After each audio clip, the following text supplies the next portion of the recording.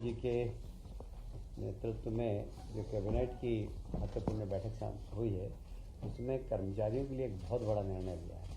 आप सभी जानते हैं कि बहुत सारे कारणों से, मैं कारणों को नहीं गिनाऊंगा, आप सबको मालूम है, उच्चतम न्यायालय, उच्च न्यायालय, उसके कारण प्रमोशन में पिछले 9 वर्षों से काफ़ी बाधा आ रही थी। इस बार हमने एक रास्ता निकाला है जिससे कि हमारे कर्मचारियों के प्रमोशन हो, और जब प्रमोशन होंगे तो निश्चित रूप से नीचे के स्थान रिक्त भी होंगे, तो फिर हम लोगों को भर्ती भी देख कर पाएंगे।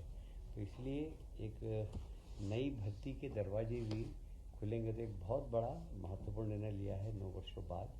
आरक्षित वर्गों का प्रतिनिधित्व भी हमने सुनिश्चित किया है और उनके हितों का भी पूरा ध्यान रखा है हमने। कहीं पर भी जो आरक्षित वर्ग है उनके परसेंटेज को पूरा ध्यान में रखते हुए हमने परसेंटेज, जैसे कि अनुसूचित जनजाति के लिए 20% और अनुसूचित जाति के लिए 16% आरक्षण का प्रावधान है, वो भी इस प्रमोशन में हमने पूरी तरीके से ध्यान रखा है। उच्चतम न्यायालय और उच्च न्यायालय के जितने भी आदेश थे, चाहे वो एम नागराज का हो, जनरल सिंह का हो, आर के सभरवाल का, इन सारे प्रकरणों की हमारे विधि विभाग से पूरी जानकारी लेकर तो प्रमोशन में किसी प्रकार की कहीं पर भी विधिक तकलीफ नहीं आए, इस बात में ध्यान रखते हुए हमने पूरी प्रमोशन की नीति बनाई है। अनुसूचित जाति और अनुसूचित जनजाति के लोक सेवकों को भी मेरिट के आधार पर पदोन्नति प्राप्त करने का अवसर दिया गया है। वर्तमान वर्ष में आगामी वर्ष की रिक्तियों के लिए पदोन्नति समिति की बैठक कर चयन सूची बनाने का प्रावधान किया गया है, अर्थात अग्रिम डीपीसी के प्रावधान भी किए गए हैं। ये बहुत महत्वपूर्ण हिस्सा है कि अग्रिम डीपीसी के प्रावधान भी अब प्रारंभ हो गए हैं। पदोन्नति के सूत्र में वरिष्ठता का पर्याप्त ध्यान रखा गया है। वरिष्ठ लोक सेवकों में से मेरिट के अनुसार न्यूनतम अंक लाने वाले लोक सेवक पदोन्नति हेतु पात्र होंगे। प्रथम श्रेणी के लोक सेवकों के लिए मेरिट कम सीनियरिटी के प्रावधान किया गया है। पदोन्नति के सूत्र में कार्यदक्षता को प्रोत्साहित किया जाना लक्षित है। पदोन्नति के लिए अपात्रता का स्पष्ट निर्धारण किया गया है।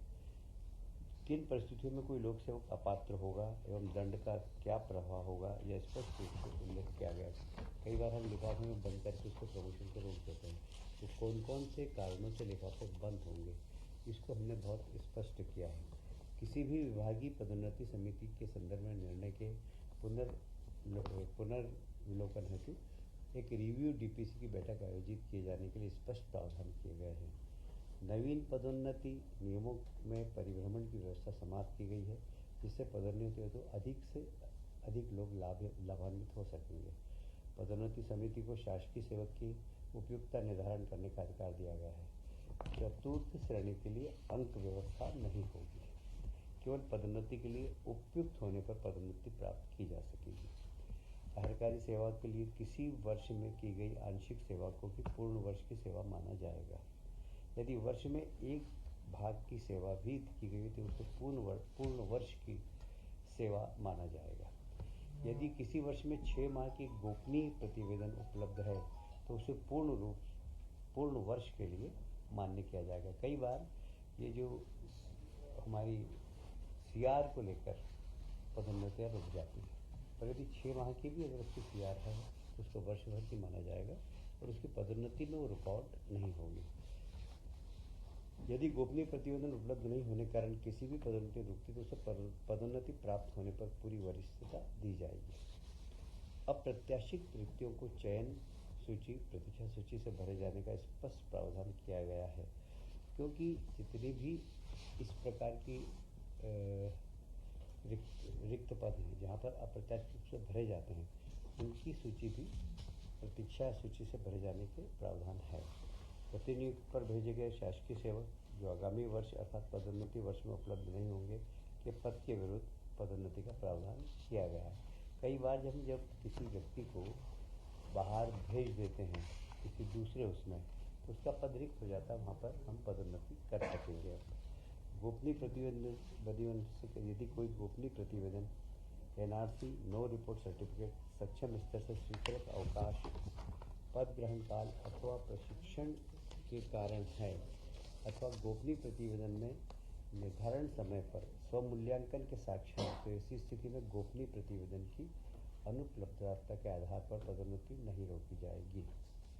विभागीय पदोन्नति समिति के बैठक से पूर्व केवल कारण बताओ सूचना पत्र के आधार पर बंद लिफाफे की कार्रवाई नहीं की जाएगी। ये एक बहुत महत्वपूर्ण विषय है, क्योंकि आपने भी देखा होगा कि लोगों के जरा से कारण बताओ नोटिस पे लिफाफा मिलता रहता है, तो उसकी पदोन्नति फिर होती ही नहीं है। और वो लिफाफा 4 साल, 5 साल, 6 साल, अभी तो मेरे पास ऐसे केस आए कि वो रिटायर हुए, उसको 3 साल हो गए, उसके बाद उसका लिफाफा गिला, तो रिटायरमेंट के बाद उसको पदोन्नति दी गई। ये सब जितने भी इस प्रकार के प्रावधान थे उसको ठीक किया गया है। कुल मिलाकर पदोन्नति के पद जिस दिन उपलब्ध हो उसी दिन उपयुक्त योग्य एवं आरक्षित पदों के प्रतिनिधित्व को ध्यान में रखकर भरे जा सकेंगे। इस तरह के प्रावधान किए गए हैं। लगभग 2 लाख रिक्त पद सर्जित होंगे ताकि प्रशासन में सुधार एवं कार्यदक्षता बढ़े। यह आज का बहुत महत्वपूर्ण मध्य प्रदेश के कर्मचारियों के लिए है और लोगों के नई भर्ती के दरवाजे भी खुलेंगे। एक और महत्वपूर्ण निर्णय आज सक्षम आंगनवाड़ी एवं पोषण 2.0 योजना के अंतर्गत विशेष जनजातीय क्षेत्रों में PM जनमन कार्यक्रम हेतु 459 नवीन आंगनवाड़ी केंद्रों की स्थापना, संचालन एवं भवन निर्माण की स्वीकृति दी गई है। 459 आंगनवाड़ी केंद्रों के संचालन हेतु आंगनवाड़ी कार्यकर्ता 449 एवं आंगनवाड़ी सहायिका के 459 पद तथा आंगनवाड़ी केंद्रों के परीक्षक हेतु पर्यवेक्षक के 26 पद, नियमित शासकीय सेवक पद मतलब 25,300, 80,500 के सृजन की स्वीकृति दी गई है। वर्ष 25-26 से 30-31 तक योजना पर राशि का व्यय भारत सरकार द्वारा प्राप्त स्वीकृति के अनुसार किया जाएगा। उल्लेखित अवधि में योजना पर कुल राशि 143.46 करोड़ का व्यय अनुमानित है। इसमें केंद्र की सहायता 72 करोड़ है और राज्यांश 70 करोड़ है। ये ऐसी जातियाँ आप जानते हैं, बेगा जाति, जो इस प्रकार के सहरिया, ये सब जातियों के गांव भी फैले हुए होते हैं। साधारणतः हम आंगनवाड़ी 400 से 500 की संख्या में खोलते हैं, पर यहाँ पर 100 की संख्या होगी, वहाँ पर भी हम आंगनवाड़ी खोल सकेंगे।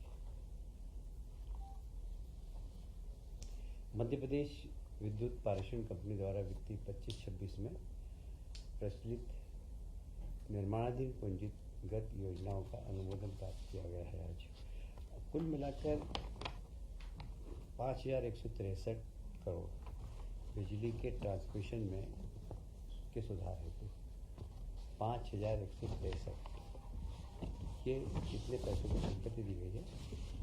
क्वालिटी विद्युत लोगों को मिले, इस दिशा में सरकार का एक बहुत महत्वपूर्ण निर्णय है ये। और मुझे लगता है कि इससे लोगों को जो बीच में कभी हम देखते हैं कि बिजली ड्रॉप हो जाती है, वह ड्रॉप होने से बचेंगे। निश्चित रूप से इससे उपभोक्ताओं को बहुत बड़ा लाभ मिलेगा। कैबिनेट के पूर्व आज मुख्यमंत्री जी ने कुछ जानकारी दी जो मैं आपको अवगत कराना चाहता हूँ। ग्रीष्मकालीन मूंग और उड़द का MSP पर उपार्जन, भारतीय किसान संघ तथा किसानों की चर्चा उपरांत राज्य शासन ने MSP पर ग्रीष्मकालीन मूंग और उड़द के उपार्जन पर निर्णय लिया है। कृषि मंत्रालय भारत सरकार के ग्रीष्मकालीन मूंग तथा उड़द के उपार्जन पर कुल लक्ष्य उत्पादन के अनुमान 25% के स्थान पर 40% का लक्ष्य निर्धारित किया गया है। आज भारत सरकार से उपार्जन की अनुमति तथा लक्ष्य प्राप्त हो गई है। मूंग का MSP 8,682 रुपये प्रति क्विंटल है।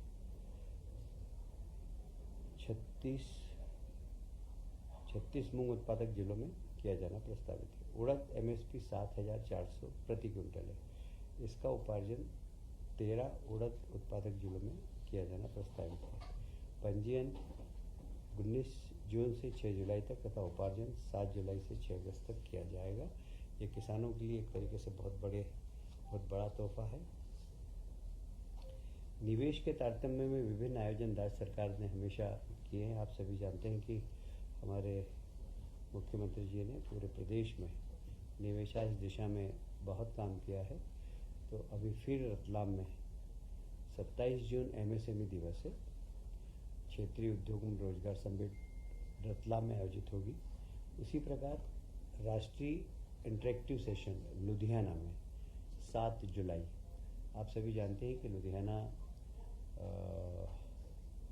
में है जी, वुलन कॉटन सबकी वो एक तरीके से राजधानी है और वहाँ के बहुत सारे पहले से हमारे यहाँ ट्राइडेंट वगैरह सभी लोग लुधियाना के हैं। तो ये एक रोज़गार देने वाली जो इंडस्ट्री है और इसलिए हम चाहते हैं कि लोगों को रोज़गार मूलक इंडस्ट्री यहाँ पर डालें। इस दिशा में मुख्यमंत्री जी लुधियाना जाएंगे और इस दिशा में काम करेंगे। इंदौर में आप जानते हैं मेट्रो का उद्घाटन माननीय प्रधानमंत्री जी ने कर दिया है। भोपाल में भी हम कोशिश करेंगे कि सितंबर-अक्टूबर में कि मतलब प्रधानमंत्री जब भी समय देंगे, हमारा काम बहुत तेज़ी से चल रहा है और हम सितंबर-अक्टूबर में भोपाल की मेट्रो का भी प्रथम चरण का उद्घाटन कर देंगे।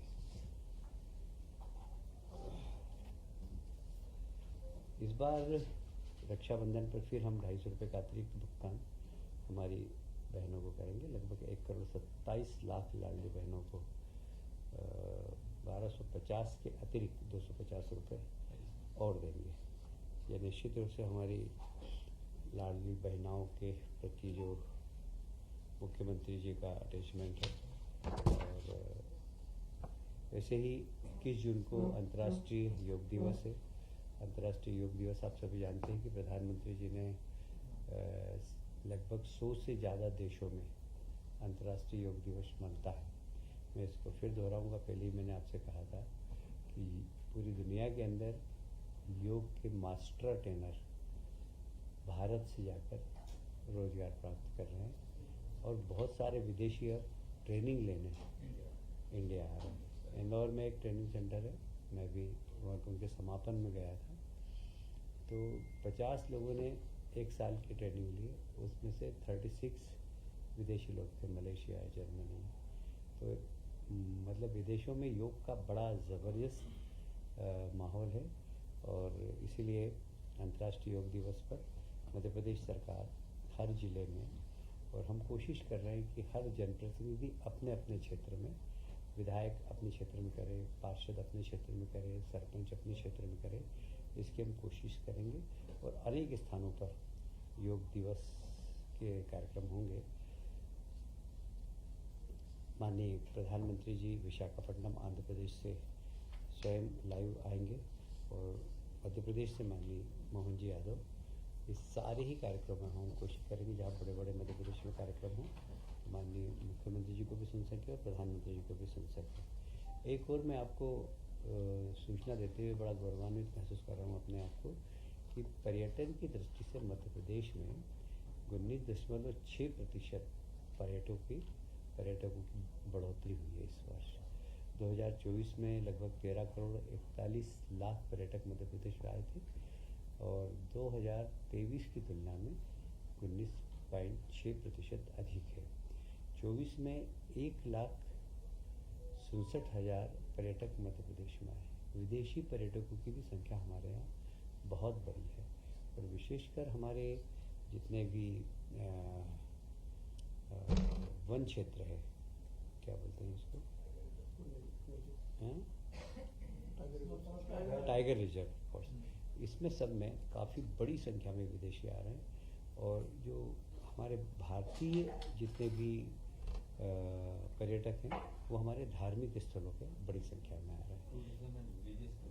दोनों टूरिज़्म, मतलब इको टूरिज़्म और रिलीजियस टूरिज़्म, इसमें मध्य प्रदेश में टूरिस्टों की संख्या बड़ी है। और कुछ बाकी